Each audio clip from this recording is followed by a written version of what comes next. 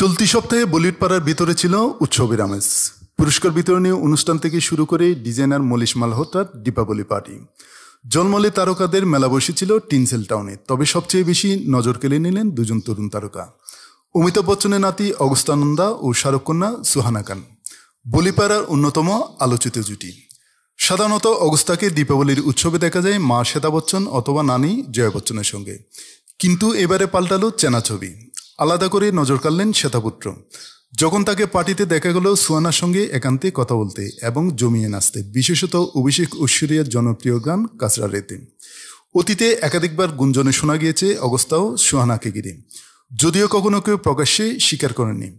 এর মধ্যে পুরনো একটি সাক্ষাৎকারে অগস্তা জানিয়েছিলেন তার জীবনে তিনটি নারী সব, মা শ্বেতা, নানে জয়া ও দিদি নব্বা।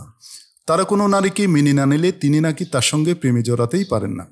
এই পরিস্থিতিতে মনীষ মালহোত্রার পার্টিতে শ্বেতার উপস্থিতি এবং অগস্তা সুহানার অনাবিল ঘনিষ্ঠতা যেন অনেক কথাই বলে দিচ্ছে। পারিবারিক সম্মতি কি তবে মিলেই গেল? একদিকে শাহরুখপুত্র আরিয়ান খানের সিরিজ মুক্তি, অন্যদিকে সুহানার ব্যক্তিগত জীবন। খান পরিবার যেন আলোচনার কেন্দ্রে, তেমনই নন্দা বচ্চনের নতুন প্রজন্ম উঠে আসছে বলিউডের কেন্দ্রবিন্দুতে।